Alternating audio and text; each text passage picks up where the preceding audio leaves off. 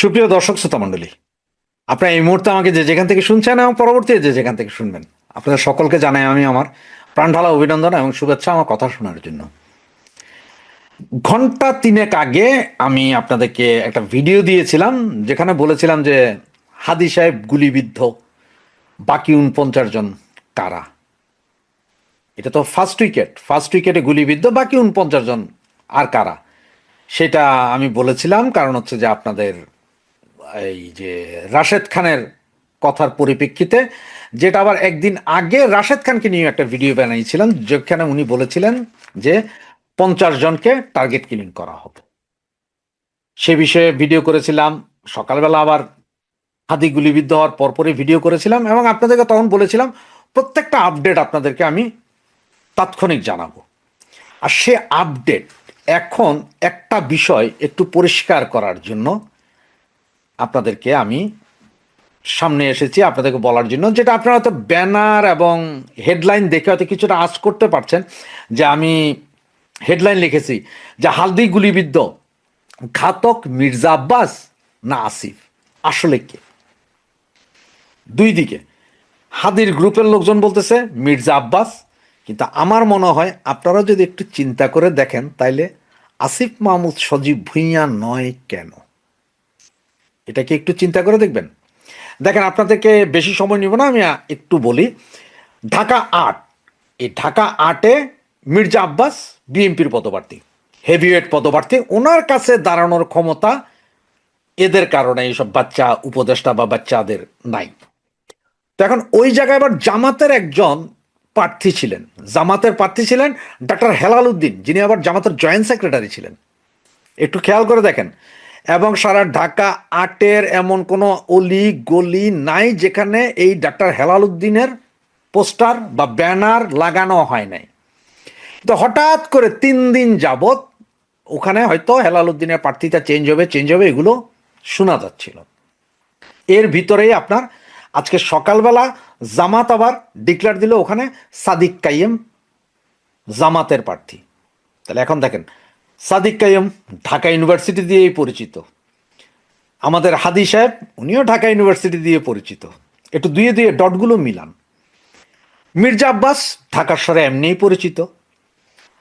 আর এই যে আজকে যেই মিছিলটা হয়েছে, মানে যে গণসংযোগ, ঢাকা ৮-এর যে গণসংযোগ করতে গেছিল হাদির সাথে তার পিআর টিমের সদস্য ছিল। এবং বিভিন্ন ভিডিওগুলো, এখন পর্যন্ত ভিডিওগুলো দেখার পরে আমি আসলে আবার ভিডিও নিয়ে এসেছি, যে এই ভিডিওতে ওরা যা বলছিল যে এই ২ জন লোক কন্টিনিউ সকাল থেকেই তাদের সাথে ছিল, আশপাশে ছিল। তার মানে ভাই, এই যে হাদি যখন গণসংযোগে গেছে, তাহলে এই ২ জন তার পিআর টিমেরই সদস্য। কারণ এই ২ জন যদি তার পরিচিত না হইতো, তাদের নিজেদের লোক না হইতো, আগে থেকে পরিচিত না থাকতো, তাহলে এই ২ জন লোক সকাল থেকে তাদের সাথে ঘুরতেছে, বিভিন্ন জায়গায় যাইতেছে, এটা ওনারা সন্দেহ করেন নাই কেন, বা তখন ওনারা চার্জ করেন নাই কেন? কারণ ওনারা তো যে কোনো জায়গায় মত করে দেবে, তোরা কারা, আসো বাবা। মায়েরই হেলমেট ছিল কিনা তাও জানি না, নাকি হেলমেট বিহীন ছিল কে জানে। সুতরাং ওই ২ জনই নাকি গুলি করছে মোটর সাইকেল থেকে, তার মানে পিআর টিমের সদস্যই গুলি করছে। এখন আমি যে বলছি আসিফ মাহমুদ সজীব ভুঁইয়া নয় কেন, কেন মির্জা আব্বাস, কেন আসিফ মাহমুদ সজীব ভুঁইয়া নয়, এটা একটা কারণ আছে। দেখেন, এই হাদিসহ তার পিআর টিমের সদস্য এবং আরও বেশ কিছু ছোট ছোট ছোট ছোট রাজনৈতিক দল যারা আছে, তারা এই আসিফ মাহমুদ সজীব ভুঁইয়া, তারপরে ওই যে আপনার একটা আছে না দান্তাল কি জানি নাম ওইটার, মাহফুজ, এদের দুর্নীতি নিয়ে কিন্তু ব্যাপক কথাবার্তা চলছিল, যে তারা কিভাবে দুর্নীতি করছে, তাদের বাপেরা কিভাবে দুর্নীতি করছে। এগুলো কিন্তু কারা বলতেছিল? এই হাদি, সাউয়া হাদি আর কি, এরাই বলতেছিল। তো এইটার উপরে ব্যাপক বলতেছিল। তো হঠাৎ করে গতকালকে ওনারা, মানে এটা বাংলাদেশের ইতিহাসে কখনো হয়নি, নির্বাচন ঘোষণার পরে, তফসিল ঘোষণার পরে ওনারা পদত্যাগ করলেন। এবং আজকে এই আসিফ মাহমুদ সজীব ভুঁইয়ার বিশাল শোডাউন বের হয়েছে। এইদিকে শোডাউন, বিশাল শোডাউন, ওইদিকে হাদি ভাই সৌদি আরবের দিকে যাত্রা করেছে। তো সন্দেহের তীরটা তো আসিফ মাহমুদ সজীব ভুঁইয়ার দিকে কি পড়ে না? একটা কথা দেখেন, আসিফ মাহমুদ সজীব ভুঁইয়া বলেছিল কি, যে ওরা সশস্ত্র সংগ্রামের জন্য প্রস্তুত ছিল, 5ই আগস্ট যদি শেখ হাসিনার পদত্যাগ না করতেন বা শেখ হাসিনাকে যদি দেশ থেকে বাধ্য করা না যেত, তাহলে ওরা সশস্ত্র সংগ্রাম করত। এবং সে নিজেই বলেছিল তারা 8,500 না জানি 18,000 লোকরে সশস্ত্র অস্ত্রের ট্রেনিং দিবে। আবার আসিফ মাহমুদ সজীব ভুঁইয়ার কাছে 2টা অস্ত্রের লাইসেন্সও ছিল। উনি সেই অস্ত্র নিয়ে এয়ারপোর্ট ক্রস করার চেষ্টাও করেছে, বিমান হাইজ্যাকের জন্য সম্ভবত, জানি না। তাহলে ওনার কাছে অস্ত্র আছে, ওনার কাছে সশস্ত্র ট্রেনিংপ্রাপ্ত 8,000 সৈনিক আছে, আবার ওনাদের কাছে ব্যাপক অস্ত্রের মজুদও আছে। এটা ওনাদের কথা, আমার কথা না, বা আপনার কথা না, সব তো ওনাদের কাছে আছে। তা হইলে আসিফ মাহমুদ সজীব ভুঁইয়া কেন নয়? একটা কি প্রশ্ন করবেন? কারণ হাদি মরলে লাভ কার? হাদি মরলে লাভ হয়েছে 2 জনের, সাদেক কাইয়ুম ঢাকা ইউনিভার্সিটি, আসিফ মাহমুদ সজীব ভুঁইয়া, 2 জনের 2 আসন কনফার্ম। কারণ হচ্ছে যে আপনারা সবাই ঘৃণা ছড়াবেন কার দিকে? মির্জা আব্বাসের দিকে। সুতরাং লাভ হচ্ছে যে জামাতের সাদেক কাইয়ুম, তিনি ঢাকা ইউনিভার্সিটি, তারপর আপনার হাদি ঢাকা ইউনিভার্সিটি, আসিফ মাহমুদ সজীব ভুঁইয়া উপদেষ্টা ভাই বিশাল। সুতরাং এখন আপনি একটু চিন্তা করেন, 2 4 মিলান। হাদি আহত হওয়ার সাথে সাথে সাদেক কাইয়ুমের নির্বাচন ঘোষণা দেওয়া, সেই জায়গায় যদিও doctor Helal Uddin joint secretary জামাতের ছিল, ওনাকে বাদ দিয়ে সাদিক কাইয়ুমরা আনানো। আবার ওইদিকে আসিফ মাহমুদ সজীব ভুঁইয়ার আজকের বিশাল গণসংযোগ আনন্দ মিছিল, আর ওইদিকে হাদির পিয়ার টিম থেকে কেউ বা কাহারা ওনাকে নাকি গুলি করে দিয়েছেন। একটু মিলান, যদি মিলে কথাগুলো একটু ভেবে দেখবেন আপনারা, অনুরোধ এটুকুই, ভেবে দেখেন। তবে আমার মনে হয় সামনে আরো অনেক খেলা আছে, রাত পোহাতে পোহাতে আরো কত যে খেলা আসবে সেটা এখন উপরালাই হয়তো জানে। জয় বাংলা, জয় বঙ্গবন্ধু।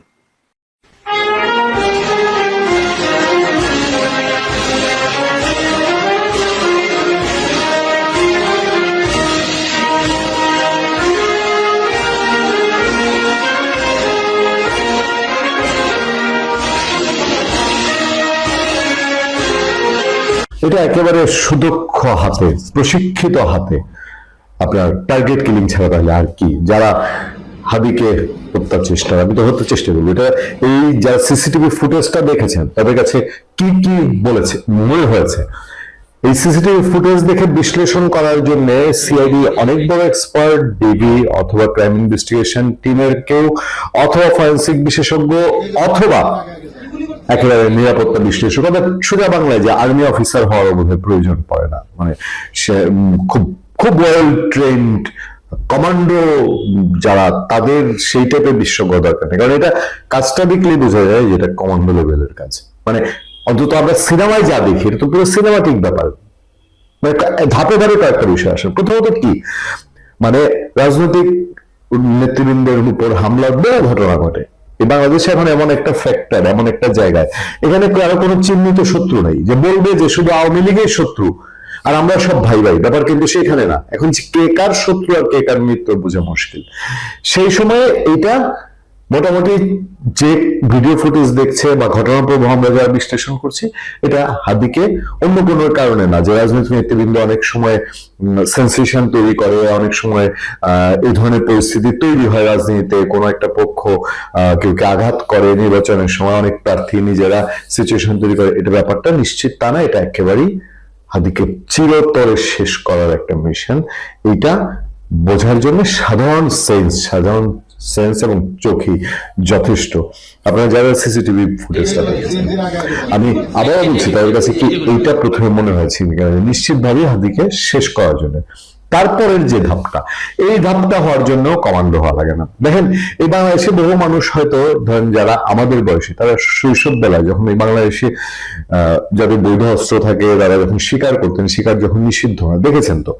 এখন সিম্পল উদাহরণ দিয়ে বলি, একটা এই ঘরোয়া টাইপের শিকারী দেশের, তারও একটা টার্গেটকে টার্গেট করার জন্য বহু সময় নিয়ে চেষ্টা করে, তারপরেও মানে এইসব ছোট পিস্তলের হাতে না, অন্য যেসব আগের দিনে আমরা বন্দুক দেখতাম সিনেমা, যেসব বন্দুক সেগুলো দিয়ে টার্গেট করতে বহু কাঠখড় পোড়াতে হয়। এখানে যে ঘটনাটা ঘটেছে, একদম রিক্সায় যাচ্ছে হাদি, মোটরসাইকেলে আসছে এবং চলন্ত জায়গা থেকে, এবং যেই পয়েন্টগুলো মানুষের শরীরে বলা হয়, যেমন আমাদের সঙ্গে মেজর আক্তার, তিনি সাবেক সামরিক কর্মকর্তা, তিনি বলছেন এটা কান টার্গেট করে যখন করা হয় মানুষকে মানে মেরে ফেলার জন্য, সেটা করাই হয় কান অথবা একেবারে হার্ট, এই দুইটা জায়গা থেকে চিহ্নিত করে যখন টার্গেট করা হাদির ক্ষেত্রে ঠিক তাই করা হয়েছে। এবং এই লোকগুলো তারা নিরাপদে এই জায়গা থেকে পালিয়ে যেতে পেরেছে। এবং সিসিটিভি ফুটেজ বিশ্লেষণের পরে নানান দিক থেকে আলোচনা আসছে যে তার সাথেই এই কিরাদা কি ক্যাম্পিং এ ছিল কিনা। আচ্ছা, আগে সিসিটিভি ফুটেজের বিষয়টা যতটুকু বিশ্লেষণ হয়েছে আপনারা তো দেখছেন, তারপরে আমি বলি যে ইনকিলাব মঞ্চের মুখপাত্র ঢাকা ৮ আসনের সম্ভাব্য স্বতন্ত্র প্রার্থী শরীফ ওসমান হাদি দুর্বৃত্তদের হাতে গুলিবিদ্ধ হওয়ার ঘটনার দুটি ভিডিও ফুটেজ সোশ্যাল মিডিয়ায় ছড়িয়ে পড়েছে। তাকে খুব কাছে থেকে গুলি করা হয়েছে শুক্রবার জুমার নামাজের পর রাজধানী বিজয়নগরে। ঘটনার উল্লেখ করা হয়েছে 2:35 সবাই টাইম বলছে। ঘটনাস্থলে কাছাকাছি একটি ভবনের সিসিটিভি ফুটেজে দেখা যায় 2:20 মিনিটের দিকে গুলির শব্দ শোনা যায়। 2:20 মিনিটে এর কয়েক সেকেন্ড পর একটি মোটরসাইকেলকে সড়ক দিয়ে দ্রুত পালিয়ে যেতে দেখা যায়। এরপর আশপাশের লোকজন আতঙ্কিত হয়ে পড়েন। অন্য একটি সিসি ফুটেজে দেখা যায় একটি ব্যাটারি চালিত রিকশায় করে যাচ্ছিলেন হাদি। এ সময় ওই অটো রিকশাটির পিছনে একটি মোটরসাইকেল রিকশাটির ডান পাশ ঘেঁষে, মানে দেখেন একেবারে রিকশার ডান পাশে জায়গা নিয়েছে মোটরসাইকেলটা, ঘেঁষে যাওয়ার সময় মোটরসাইকেলের পেছনে বসা একজন হাদিকে লক্ষ্য করে গুলি ছোড়ে। এরপর মোটরসাইকেলটি দ্রুত ঘটনাস্থল ত্যাগ করে। হাদির মাথায়, কানের নিচে এবং পায়ে আঘাতের চিহ্ন হচ্ছে। পায়েরটা ধারণা করা হচ্ছে যে তিনি পরে রিকশা থেকে পড়ে গিয়ে ব্যথা পেয়েছেন। হাদিকে সবশেষ তার একটা প্রাথমিক অপারেশন শেষে ঢাকা মেডিকেল হসপিটাল থেকে এভার কেয়ার হাসপাতালে ট্রান্সফার করা হচ্ছিল। আমরা যখন এই খবর পৌঁছে হয়ে গেছে ঘটনা, বর্তমানে ঘটনাস্থল রশি দিয়ে ঘিরে রেখেছে র্যাব, পুলিশও, ডিবি আইন শৃঙ্খলা পরিস্থিতি। তারপর যে তথ্যগুলো উঠে আসছে সেই তথ্যগুলো আরো সাংঘাতিক। যে পুলিশের সিসিটিভি ফুটেজ ও হাদির জনসংযোগ টিমের ছবি বিশ্লেষণ করে নিশ্চিত হওয়া গেছে আজ শুক্রবার 12 ডিসেম্বর বাইক থেকে গুলি ছোড়া দুই ব্যক্তি মতিঝিল ওয়াবদা মাদ্রাসা এলাকায় ওসমান হাদির জনসংযোগে মাস্ক পরা অবস্থায় অংশ নিয়েছিলেন। দ্য ডিসেন্ট তাদের অনুসন্ধানের তথ্য জানিয়েছে। দ্য ডিসেন্টের অনুসন্ধান বলছে গুলিকারী দুজনের মধ্যে একজনের গায়ে কালো পাঞ্জাবি, কালো মাস্ক, গলায় চাদর এবং পরনে আকাশি রঙের প্যান্ট ছিল।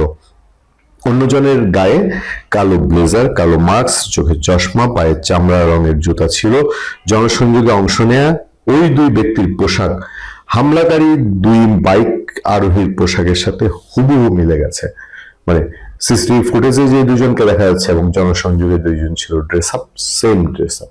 এবার তাহলে বলেন যে এইভাবে যদি টার্গেট কোন কিলিং মিশন নেমে থাকে যে বাংলাদেশের নির্বাচনী প্রার্থীদের এভাবে করবে, তাহলে সিচুয়েশন কি ইঙ্গিত করে, কোন দিকে যাচ্ছে? মানে এটা এটা আপনারা জানেন নিশ্চয়ই, বা সারা দেশের মানুষ জেনে গেছে, এর মধ্যে বাংলাদেশের রাজনৈতিক দল সবগুলো তারা বিক্ষোভে ফেটে পড়েছে। বাংলাদেশের জামাত ইসলামী, বাংলাদেশের জাতীয়তাবাদী দল বিএনপি এবং গণ অধিকার পরিষদ, অন্যান্য অর্গানাইজেশন গুলো। এবং সন্ধ্যার পরপরই ঢাকায় বিশাল মিছিল হয়েছে, বেশ বড় মিছিল।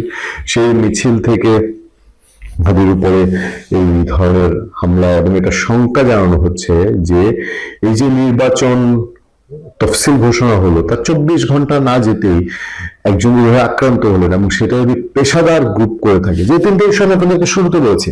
এক হচ্ছে তাদেরকে চিরতরে শেষ করার জন্য, নাম্বার 2 হচ্ছে টার্গেটটা এমন ভাবে করা হয়েছে যে সেটা কি সহজেই প্রশ্ন ওঠে কিনা যে এটা পেশাদার ছাড়া সম্ভব না। এবং দিনে দুপুরে রাজধানীর প্রাণ কেন্দ্র একদম বিজয়নগরের মেইন রোডে এই ঘটনা। শুক্রবার দিন যে টাইমটা আপনারা খেয়াল করে দেখবেন 2টা 10, 20, 30 এই সময় পর্যন্ত নামাজ পড়া মানুষ তখনও সবাই ঘরে ফিরে যায় না। তখন অসংখ্য মসজিদের সামনে রাস্তাঘাটে মুসল্লিরা তারা অপেক্ষা করেন, তারা গল্প করেন এবং রাস্তাঘাটে মানুষজন থাকে। হাদিও একটা নামাজের পরপরই তিনি আরেকটা জনসংযোগের জন্য যাচ্ছেন। সেই সময়ে এই ভয়ঙ্কর ঘটনা খুব সহজভাবে হিসাব করার কি পারিবারিক প্রসঙ্গ উঠছে। এটা কি টার্গেট? যে হাদি ব্যক্তিগতভাবে টার্গেট, যে মানে প্রতিদ্বন্দ্বী প্রার্থী হিসাবে, এটা তো কেউ অত সহজে মিলাতে চায় না। এবং তার প্রতিদ্বন্দ্বী প্রার্থী কারা, সে তো ওই লেভেলের যে মির্জা আব্বাসকে চ্যালেঞ্জ করার মতন প্রার্থী হয়ে গেছেন। এটা কি কেউ সহজে মনে করা শুরু করেছিল যে তিনি মির্জা আব্বাসকে চ্যালেঞ্জ করে ফেলতে পারছেন? কারণ ঢাকা 8-এ মির্জা আব্বাস তার সেই আজ থেকে না, তার সে ওইখানকার একেবারে স্থায়ী বাসিন্দা, তার জন্ম, বেড়ে ওঠা, তার পুরো মানে ওখানকার বলতে পারেন যে যারা আদি মানুষজন, ভাসমান আমাদের মতন মানুষজন ছাড়া তারা তারা সবার সাথে সবার মির্জা আব্বাস তার একটা রিলেশন আছে। ওই এলাকা বলাই হয় যে ওখানে মির্জা আব্বাস প্রতিদ্বন্দ্বী হইতে হইলে আওয়ামী লীগ সাবের হোসেন চৌধুরী এরকম হইতে হবে, সাবের হোসেন চৌধুরী প্রতিনিধিত্ব হইতে হলে বিএনপি মির্জা আব্বাস হইতে হবে, এর বাইরে ওখানে ঠিক জমে ওঠে না। তো সেই জায়গায় তাহলে ঘটনা কি, সাদি যদি টার্গেট না হয় তাহলে এই তফসিল ঘোষণার পর এরকম একটা ঘটনা ঘটিয়ে রাজধানীর ভেতরে ঘটিয়ে কোন একটা বড় রকম সিচুয়েশন তৈরি করার ইঙ্গিত দেয়া, যে রাজধানীর মধ্যে এরকম একটা ঘটনা ঘটে ফেল, হাদি যেহেতু আলোচিত লোক, সেরকম একটা কিছুর ইঙ্গিত করে কিনা, মানে সামনে আরো বড় খারাপ কিছুর ইঙ্গিত করে কিনা। নানান জল্পনা কল্পনা শেষে অনেক সমীকরণকে সামনে রেখে ঘোষিত হয়েছে ত্রয়োদশ জাতীয় সংসদ নির্বাচনের তফসিল। কিন্তু সেই ঘোষণার 24 ঘন্টার মধ্যে গুলিবিদ্ধ হয়ে হাসপাতালে ভর্তি হয়েছেন ঢাকা 8 আসনের স্বতন্ত্র প্রার্থী ও ইনকিলাব মঞ্চের মুখপাত্র শরীফ ওসমান হাদি। শুক্রবার জুমার নামাজের পর রাজধানীর বিজয়নগরের কালভার্ট রোড এলাকায় গুলির ঘটনা ঘটে।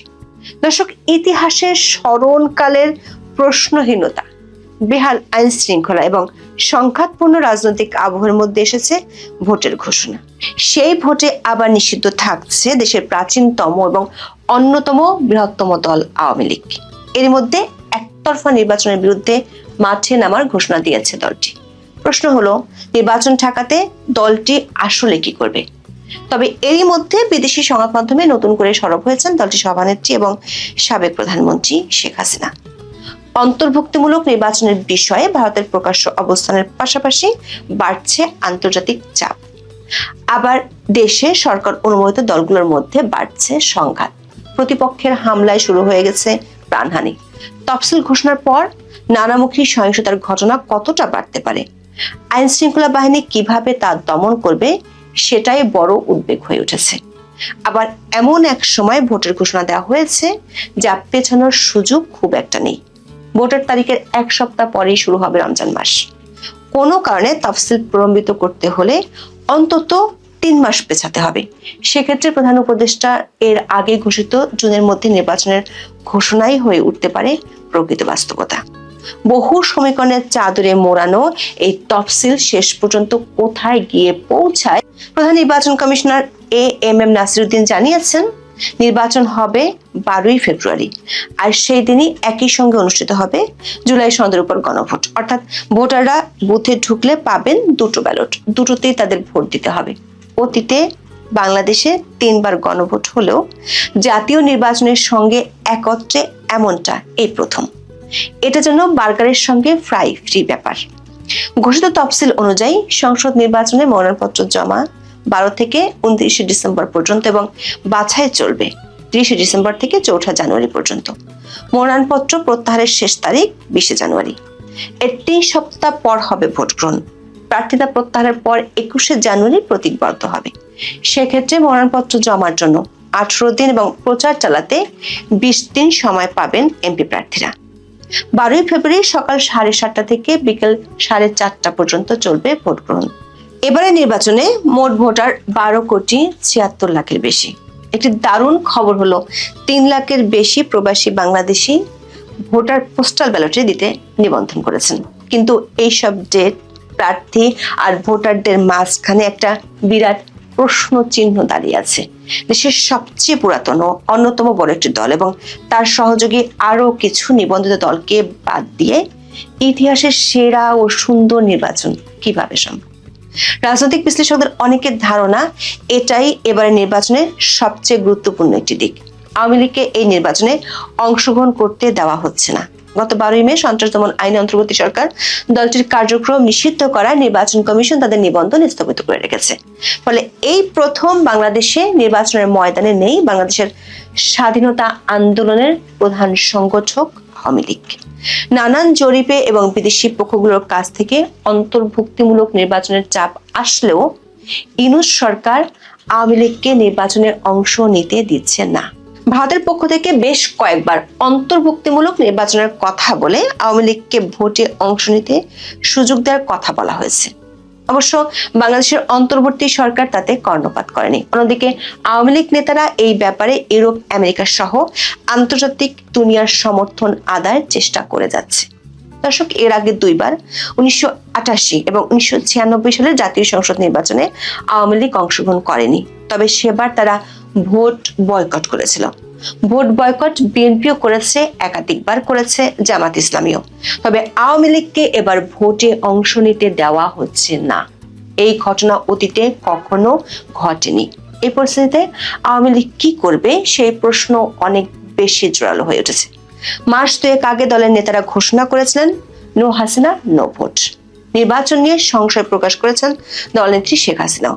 দিল্লিতে তিনি চুপচাপ বসে নেই। তার সবশেষ দুটি সাক্ষাৎকার প্রকাশিত হয় ইন্দো এশিয়ান নিউজ সার্ভিস বা IANS এবং ইকোনমিক টাইমসে।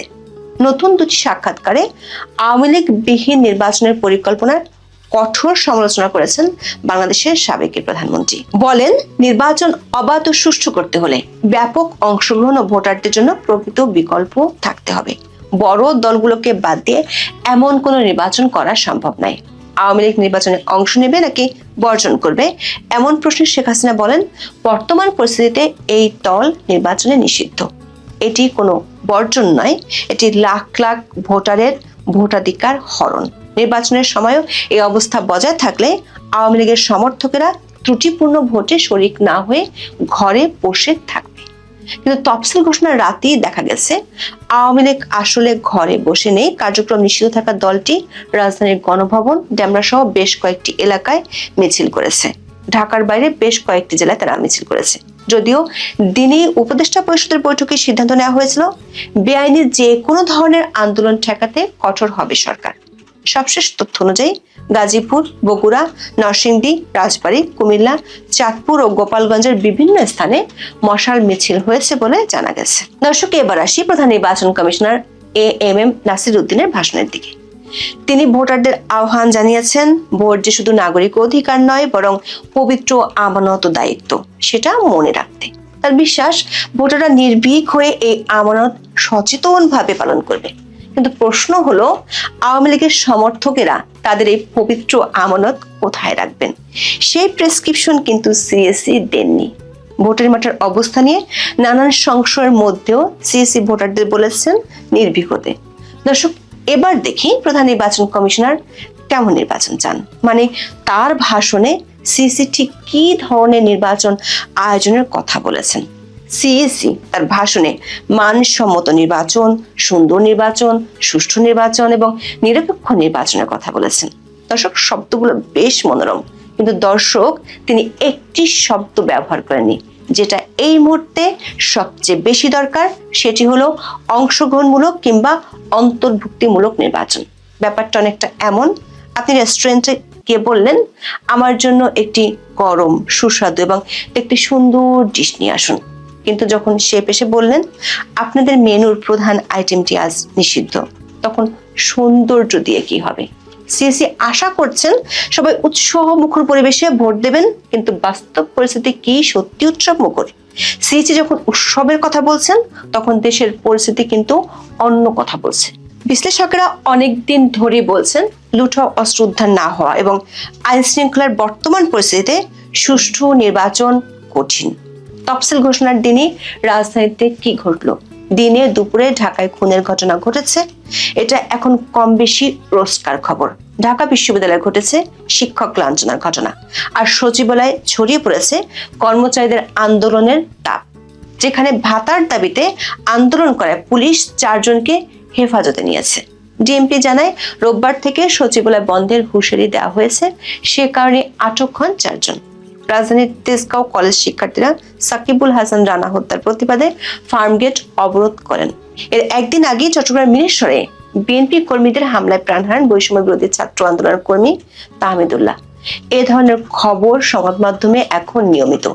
এই পুরো চিত্র দেখলে মনে হয়, একদিকে সরকারের মিত্র দলগুলোর মধ্যে সংঘাত বাড়ছে, অন্যদিকে আইনিভাবে নিষিদ্ধ আওয়ামী লীগের মিত্র দলগুলোর উপর রয়েছে অলিখিত নিষেধাজ্ঞা।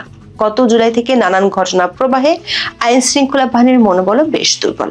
ভোটের মাত্র 2 মাস আগেও সারা দেশে নির্বাচনের উত্তাপ নেই। এই পরিস্থিতিতে সিএসির কাঙ্ক্ষিত উৎসমুখর নির্ভীক ভোট কিভাবে হবে তা নিয়ে ব্যাপক সংশয় রয়েছে। পুরো ব্যাপারটা অনেকটা এমন, আপনি গভীর বন জঙ্গল পার হয়ে এসে বললেন, আমি আশা করছি সবাই হাসি মুখে এবং ফুল হাতে এই পথে হাঁটবে। এত সংঘাত, এত অস্থিরতার মধ্যে একটা জিনিস কিন্তু ইসিকে দূরের উপর রেখেছে, সেটা হলো সময়। নির্বাচন পেছানোর সুযোগ খুব একটা নেই। ভোটের তারিখ 12ই ফেব্রুয়ারি, আর ঠিক কয়েকদিন পরে শুরু হতে যাচ্ছে রমজান। আমরা হিসাব করে দেখেছি 2026 সালের রোজা শুরু হতে পারে 19শে ফেব্রুয়ারি বৃহস্পতিবার, বা চাঁদ দেখার উপর নির্ভরশীল হওয়ায় 20শে ফেব্রুয়ারিও হতে পারে। অর্থাৎ হাতে সময় মাত্র 7 দিনের মতো। যদি কোনো কারণে ভোট 4 থেকে 5 দিনের বেশি পেছাতে হয়, তাহলে তা চলে যাবে অন্তত 3 মাস পর। সেক্ষেত্রে প্রধান উপদেষ্টার জুন মাসের মধ্যে নির্বাচনের ঘোষণাটাই হয়ে উঠতে পারে বাস্তব। মজার বিষয় হলো, বাংলাদেশের ইতিহাসে তফসিল পেছানোর উদাহরণ আছে। রাজনৈতিক বিশৃঙ্খলা বেশি হলে একাধিকবার তফসিল সংশোধন হয়েছে। সবচেয়ে বেশি ঘটনাবহুল ছিল নবম জাতীয় সংসদ নির্বাচন, যখন আওয়ামী লীগ সেবার নির্বাচন বর্জন করেছিল। 2007 সালের 22শে জানুয়ারি নবম সংসদ নির্বাচনের তফসিল ঘোষণা করে বিচারপতি এম.এ. আজিজের নেতৃত্বাধীন কমিশন। নানা ঘটনার পরম্পরায় সেবার তফসিল ঘোষণার পর 4 দফায় তার সংশোধন করা হয়, অর্থাৎ 3 বার পুনর্তফসিল হয়। শেষ পর্যন্ত সে নির্বাচন করা যায়নি। 2007 সালের 11ই জানুয়ারি জরুরি অবস্থা জারির পর ফখরুদ্দিন আহমেদের নেতৃত্বাধীন সেনা সমর্থিত তত্ত্বাবধায়ক সরকার ক্ষমতায় আসে। ওই সরকার আমলে নতুন নির্বাচন কমিশন 2008 সালের 18 ডিসেম্বর নির্বাচনের তারিখ ঘোষণা করে, কিন্তু সেটিও বিএনপির দাবির মুখে পেছাতে হয়েছিল। তখনকার মতোই বর্তমান নির্বাচন কমিশন আছে এক চরম টাইট স্পটে। তাদের হয়তো মনে হচ্ছে ভোট যদি এখনই না হয় তবে রোজা শুরু হবে, আর রোজা শুরু হলে এই নির্বাচন 3 মাসের আগে শেষ করা যাবে না। তাহলে দর্শক, 12ই ফেব্রুয়ারির ভোটিং বক্স